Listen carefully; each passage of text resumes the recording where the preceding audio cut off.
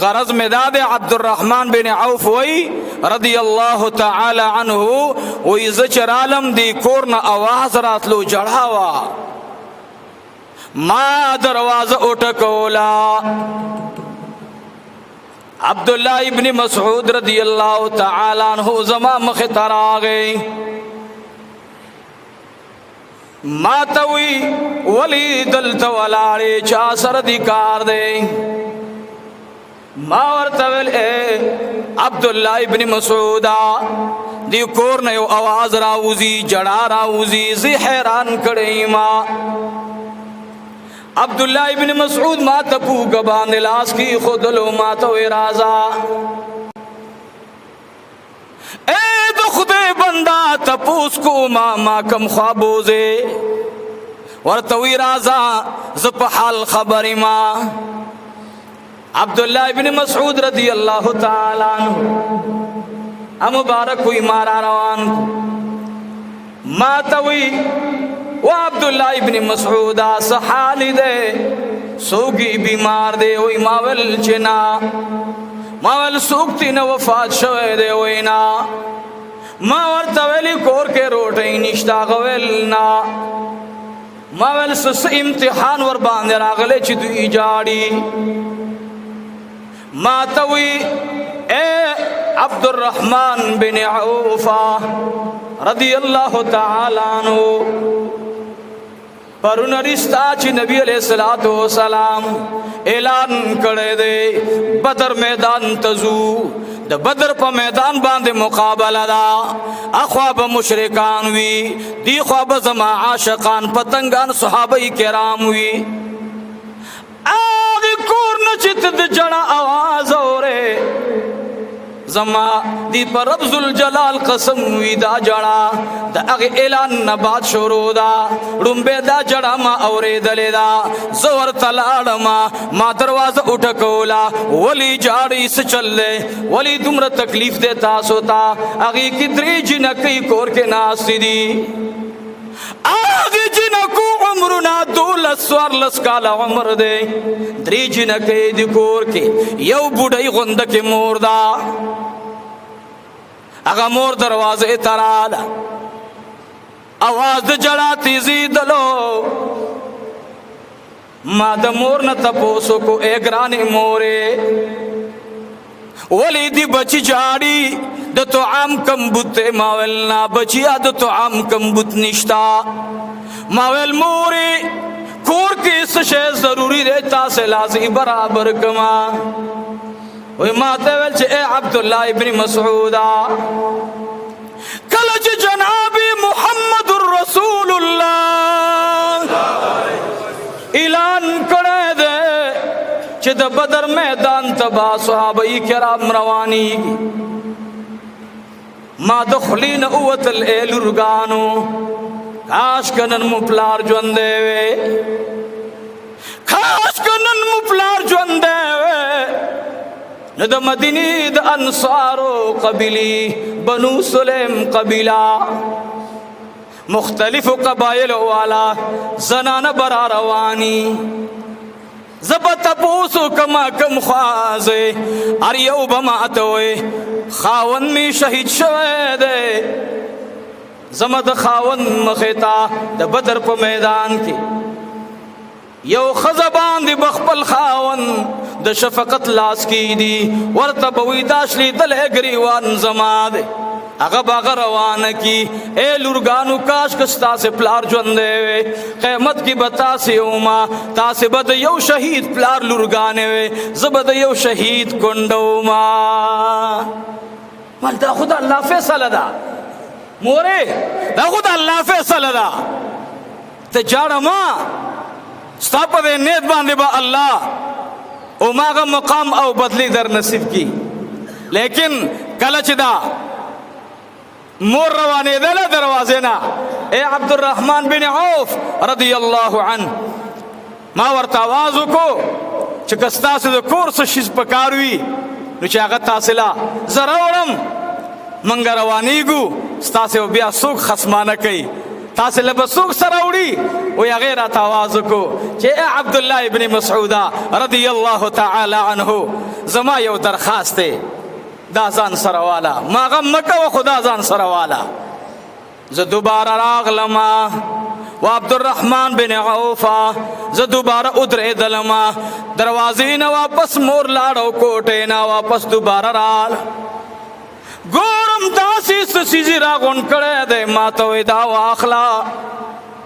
ما ویل داسې دي ای ګرانې مورې داسې دي ما ته وایي ای بچوړیا دی کې زما د مهر پیسې وي دی کې زما د مهر څه شی و دا به والې ځان سره او ای بچوړیا دا زما یوه لوپټه وه چې دا ما ته خپل پلار را کړې وه دا بچی ځان سره والا او چې کله د جناب محمد رسول الله صلی الله علیه وسلم اسبان دي سورېدلو اسبان دي کېناستلو اے د خدای بنده زما دا صادر والا او د نبی علیه الصلاۃ والسلام د ناسې باندې خور کا دا پاغي باندې خور کا او دا پیسې زما د مہر دي دا بواله لار کې مجاهدین ہوتا سسی ضرورت راځي هغه ته ورکا نو ما هغه سیز را واغستو ما ول نور ما ته عبدالرحمن بن عوف چې دا خبره خو پرون خلاصه ده نو نن ولې جاړي دا خبره خو تا پرون خلاصه کړې ده نن د جړه کار څه دی نن تپوس وکړه چې ولې جاړي زه خو د نن ورځې تپوس کوم ته د پرون ورځې حال بیانې عبدالرحمن بن عوف رضی الله عنه را واپس شو هغه حال د پرون ورځې دی نن دی جړه ولې ده اے عبدالله ابن مسعود نن جړه ډېره تیزه ده راشه غوږ ورته کېده اچراغه وی ما دو آوازونه سلو اورېدلي یو آواز تیز و نن درې واړه آوازونه تیز دي څه چل خدای ما دروازه وټکولا یو بوډۍ مور راغلله ما ویل ای ګرانې مورې ولې ستاسو کور کې پرونم جړه وه ننم جړه ده ما ته وی پرون جړه پرون ختمه شوې ده نن جړه په بله وجه ده هغه لورګانې ما سره په دې کې دي چې ای ګرانې مورې د آقا انعامدار کور ته لاړه شه هلته ورته عرض وکړه حضور پاک علیه الصلاۃ والسلام ته ووایه زه او زما لورګانې به د مجاهدینو اسونو دپاره ګیاګانې برابرو اوبه به ورته برابرو سکاک به ورته برابرو که کم یو تاسې کې زخمی شي هغوی له به پټۍ برابره کړو مونږ د ځان سره بوزه والله مونږ به دلته مخ پټو زمنګ مخ به څوک ګوري نه زمنګ په کور کې د سینګار والا جامې نشته ډېرې کمزورو نه کمزورې کپړې زمونږ دي مونږ له څوک نه ګوري زه ورته ای لورې ای زما لورګانو دا سوچ فکر مه کوئ پیغمبر علیه الصلاۃ والسلام ځان سره یتیمانې جنکۍ نه بوزي نو دا نن جړه چې تیزه ده نن ورځ د تلو ده نو هغوی وایي که موږ باندې څوک شفقت وکړي رحم وکړي او د الله په لاره کې زموږ څو ورځې الله قبولې کړي ما د ادریس خان دهلوي رحمت الله علیه خطبه چا راته بیان کړې وه وایي هغه بیان کولو د جمعې ورځ وه ادریس خان دهلوي رحمت الله علیه شاګرد و هغه راته ویل وایي دا خطبه ما واورېده وایي یو ځل یې ویل چې داسې وخت به راشي د امت مسلمه زنانه به د یو بل سره په ګناه کې مقابله کوي د پیغمبر علیه السلام د وخت زنانه یو بل سره په ایماندارۍ او تقوادارۍ کې مقابله کوله فاستبقوا الخيرات د یو بل نه سبقت اختیارولو زمنګ د امت په داسې حال راشي چې زمنګ د امت زنانه به یو بل سره په ګناه کې ځان برابرۍ ولې د هغه داسې جامې دي او داسې کپړې دي زما دی ولې نه زمنګ مولانا غورغوشتوي نصیر الدین غورغوشتوي رحمه الله یو ځلې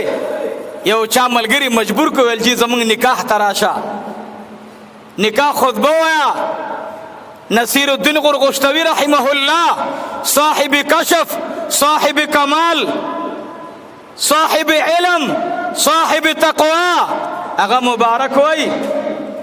ورته چې کله لاړو ملګرو ته د نکاح تړلو دپاره چې ویلې دل داسې وړې جینکۍ وې برابرې د هغوی دا نستوڼي دې ځای پورې وو. مولانا نصیرالدین غرغشتوي رحمت الله علیه را واپس شو. چا ورته ویلې حضرت تاسې خو نکاح ونه تړله ولاړئ.